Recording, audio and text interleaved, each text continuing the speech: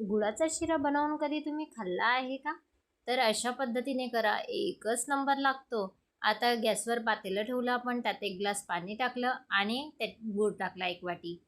ते विरघळायला आपण साईडला ठेवून दिलं. आता एक कढाई ठेवली आपण, त्यात तेल टाकलं आणि 3 ते 4 चमचे आपण गव्हाचं पीठ घातलं आणि त्याला छान परतवून घेतलं.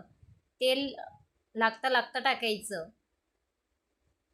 छान असं त्याला परतवून घ्यायचं. लाल होईस्तोपर्यंत परतवलं आपण. खमंग वास घरात असा सुटायला लागला, की समजायचं आपलं पीठ हे रेडी भाजून तयार आहे तेलात.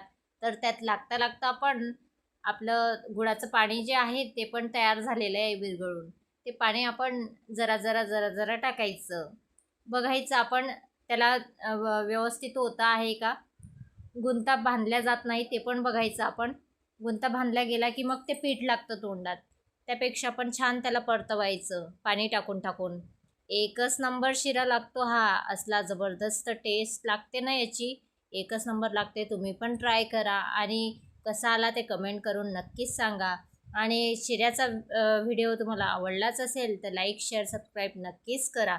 यूट्यूब चॅनलला तुम्ही सबस्क्राईब केलं नसेल तर आत्ताच करून घ्या. इंस्टा, फेसबुकला बघत असणार तर फॉलो नक्कीच करा.